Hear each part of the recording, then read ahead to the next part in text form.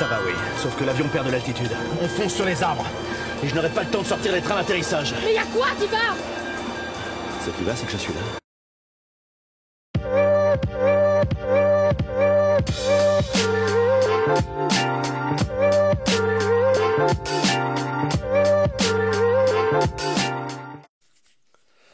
Et bonjour à tous, et bienvenue sur la chaîne de l'Examen Crypto. Nous sommes le mardi 25 février 2025, il est actuellement 7h52. On va faire un point bien sûr sur la situation du Bitcoin, on va regarder les news, on va regarder les altcoins. On a un marché crypto qui une nouvelle fois est dans le rouge, ça fait très très mal. On prend que des coups de massue jour après jour, on est encore sur un moins 10% ce matin en moyenne sur les altcoins. Allez, on va regarder tout ça en détail au travers de cette vidéo. On démarre avec les news et on va regarder les indicateurs juste après. Donc directement du côté des news, pas mal de choses.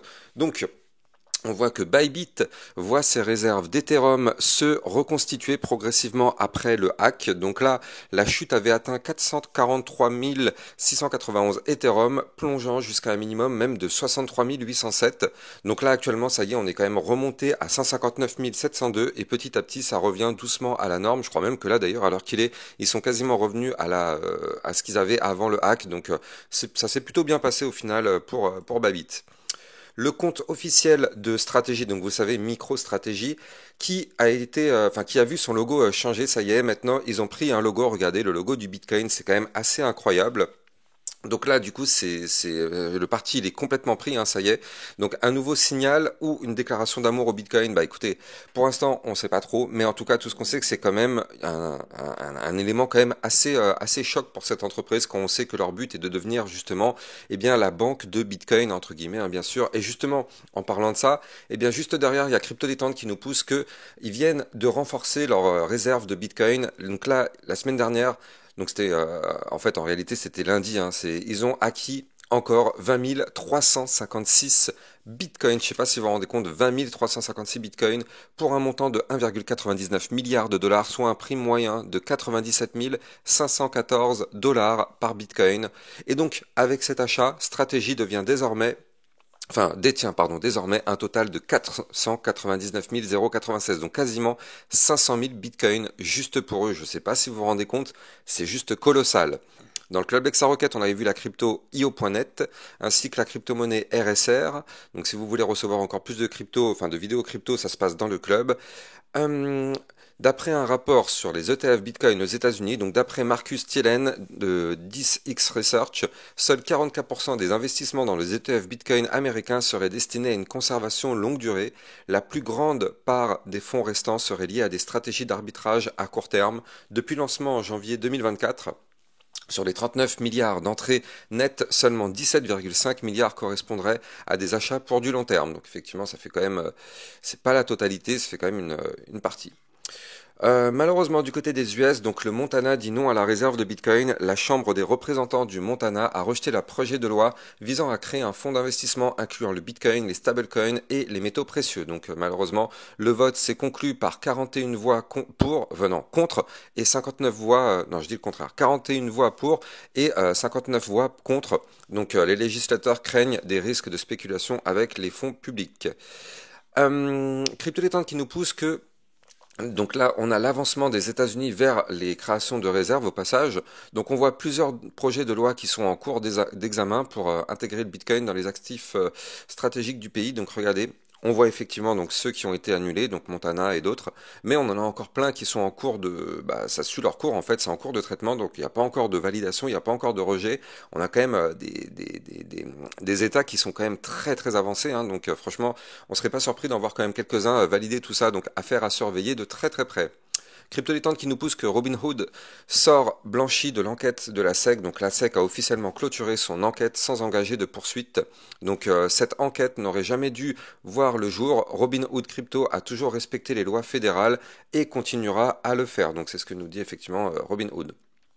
Alors, Là, effectivement, donc Crypto étant qui nous pousse qu'Ethereum pourrait connaître son pire mois de février s'il tombe sous les 2400 $. Donc pour l'instant, ça va, on n'y est pas encore, mais historiquement, février est haussier pour Ethereum, d'ailleurs même pour la plupart des cryptos, avec une seule clôture rouge en 2018, mais déjà avec un moins 23% cette année, ça pourrait faire l'exception. Donc on le sait, hein, on est en train de vivre un mois de février vraiment dégueulasse. L'incertitude macroéconomique, notamment les nouveaux tarifs de l'administration Trump, accentue la pression. C'est vrai, on l'a vu là, effectivement, Trump qui revoit effectivement ses tarifs. On a eu la news hier. Bon, ça joue énormément effectivement sur ce qui se passe actuellement sur le marché crypto. Eh ben, on a aussi au passage d'ailleurs Donald Trump qui dit dans une conférence avec Macron juste à côté, hein, Donald Trump qui dit juste à côté en disant que bah voilà, dans son gouvernement il va demander à chacun il va envoyer un email à toutes les personnes travaillant dans le gouvernement pour dire qu'est-ce qu'ils ont fait la semaine dernière, qu'est-ce qu'ils vont faire la semaine qui arrive. Comme ça au moins on sait ceux qui ne font rien et il veut virer ceux qui ne font rien. Avec Macron juste à côté, donc est-ce que c'est une leçon à en tirer? Du côté de la France, bah, moi je trouve que c'est quand même plutôt intelligent de faire ça parce que c'est vrai qu'il y a plein d'emplois fictifs, il y a plein de personnes dans le gouvernement qui ne font peut-être pas forcément ce qu'ils devraient faire. Donc bon, ça permet effectivement de remettre les choses à leur place et n'oublions pas que derrière c'est les contribuables qui payent tout ça, donc effectivement c'est bien de dégager ceux qui effectivement ne travaillent pas comme ce qu'ils devraient le faire. Bref, on va analyser notre Bitcoin. Mais avant de commencer, je rappelle à tout le monde que tout ce que je vais dire dans cette vidéo n'est en aucun cas un conseil financier, c'est à vous de faire vos propres recherches et n'oubliez pas que le trading de crypto comporte des risques de pertes partielles ou majeures. On démarre directement avec les indicateurs. Donc là, le Bitcoin qui a chuté, hein, on l'a vu, on a même fait une pointe à 91 000 $, donc on a été balayé tout ce qu'il y avait au sud. Vous le voyez, hein, on avait deux clusters ici, souvenez-vous, 94 900, on en avait un autre ici à 93 000. On a été chercher les liquidités au sud. Ce qui est bien, c'est qu'on continue d'accumuler au nord. Hein, regardez, à 97 000, il y a toujours pas mal d'ordre. Donc du coup, est-ce qu'on aurait balayé au sud pour maintenant aller chercher au nord? Bah ça pourrait être le cas, en tout cas on va regarder ça au travers de notre vidéo. Et donc regardez, on a un Crypto Fear and Greed Index à 29, on est dans la peur les amis, ça c'est bon, ça c'est excellent.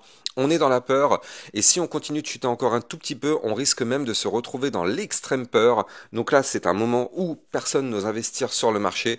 On le sait, quand on est un investisseur, c'est ce type de moment qu'on attend justement pour, eh bien, pourquoi pas avoir des belles opportunités. Et donc justement, on va regarder ici si on a des belles opportunités. Donc du côté de notre Bitcoin, malheureusement, on va pas se mentir, c'est pas très joli. On vient de faire quelque chose qui est même plutôt dégueulasse, on va pas se mentir, regardez. On avait formé ici un canal ascendant. Je vous avais dit que tant qu'on est à l'intérieur de ce canal ascendant, eh bien, notre target, c'est d'aller chercher les 107 000 $. Je rappelle, tant que nous sommes à l'intérieur du canal. Or, ici, nous étions à l'intérieur du canal, ici, nous étions à l'intérieur du canal, ici, nous étions à l'intérieur du canal, et même ici, on était encore à l'intérieur du canal. Maintenant, comme vous pouvez le voir, ce canal a malheureusement été breaké. Est-ce que la target est toujours les 107 000 $? Non, c'est ce que je vous expliquais hier. Tant qu'on est dans le canal haussier, je rappelle que les théories du trading veulent qu'on aille chercher le haut du canal.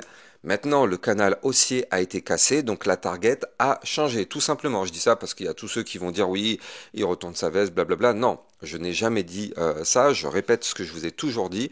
Tant qu'on est à l'intérieur du canal ascendant, la target c'est le haut du canal. Quand on est dans un canal descendant, la target c'est le bas du canal. Ça, ce sont ce qu'on a dans tous les livres, tout ce qu'on peut apprendre dans le trading crypto-monnaie. Vous prenez n'importe quel livre, c'est ce qu'on vous dira. Quand on est dans un canal ascendant, la target est le haut du canal. Maintenant, la target a changé, le canal ascendant a malheureusement été breaké hier, comme vous pouvez le voir. On a eu une belle cassure, on a eu du volume sur la cassure. Donc je rappelle qu'il fallait surtout pas breaker les 94 878 $. Comme vous pouvez le voir, on a breaké ce niveau clé. Donc ça, c'est un signal de vente. En plus de ça, je vous avais dit qu'on avait deux niveaux de support en dessous au pire des cas. On avait les 93 477, on avait aussi le bas du range à 92 500. Ces deux niveaux clés ont tous les deux aussi été breakés. Donc triple signal de vente. Premier, le canal. Deuxième, le support. Troisième, le bas du range. Triple signal de vente. On a même pété au passage les 92 092. Donc en fait, 4 signaux malheureusement dégueulasses là qu'on vient de vivre en une seule journée. Alors, on a toujours un très très mince espoir, parce que je rappelle que quand on break des niveaux clés, je rappelle la règle, c'est qu'on revient retester les niveaux clés. Donc là, on a cassé le bas du canal ascendant, il est tout à fait possible de revenir retester ce bas du canal ascendant. On a cassé les 93 477, on devrait rechercher les 93 477. On a cassé les 92 500 $, on devrait rechercher ces 92 500. D'ailleurs, je vais zoomer un peu pour que vous puissiez bien voir comment c'est quand même ultra chirurgical. Là, ça y est, on a fait le pullback, comme vous pouvez le voir ici. On a cassé le range par le bas ici, tac, et comme vous pouvez le voir ici, on est revenu retester quoi? Tout simplement le bas du range. Donc, premier pullback pour l'instant qui est en échec. Donc, attention quand même, alerte sur le Bitcoin, alerte orange, on va dire, pas rouge, mais orange, alerte orange, parce que du coup, si on n'arrive pas à refaire très rapidement le pullback et qu'on n'arrive pas à regagner les niveaux clés, malheureusement, c'est un risque pour aller rechercher des points beaucoup plus bas. Alors, je vais vous les donner, ces points, mais là, si on n'arrive pas à regagner tous les niveaux clés de résistance dont je vous ai donné, le but maintenant serait de chuter, attention, chuter pour aller chercher des supports, donc support 89 631 $, support à 86 322 en passant par un support intermédiaire ici à 88 023, puis 85 016. Maintenant, on va prendre un petit peu de recul et je rappelle quand même que là, nous sommes sur une situation extrêmement préoccupante parce que on est une nouvelle fois revenu retester le niveau clé qu'il ne faut absolument pas breaker en vue long terme.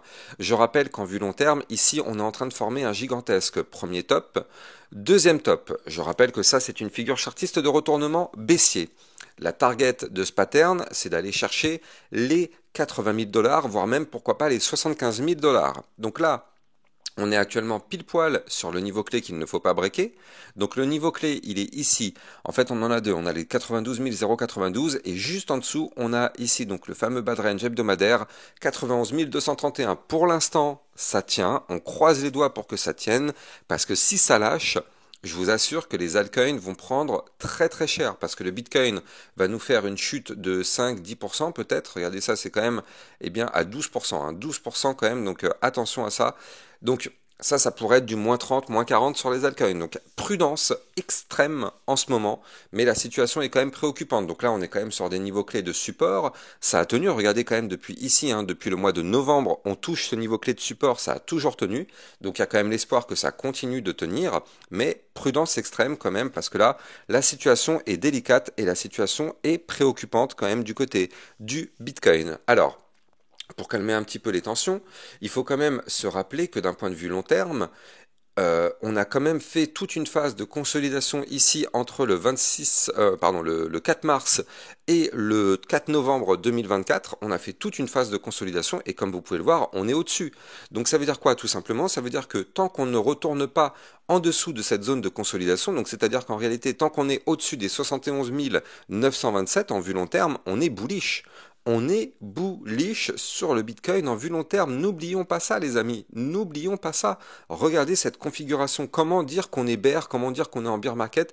On est complètement bullish sur le Bitcoin tant que nous sommes au-dessus du niveau clé que je vous ai donné.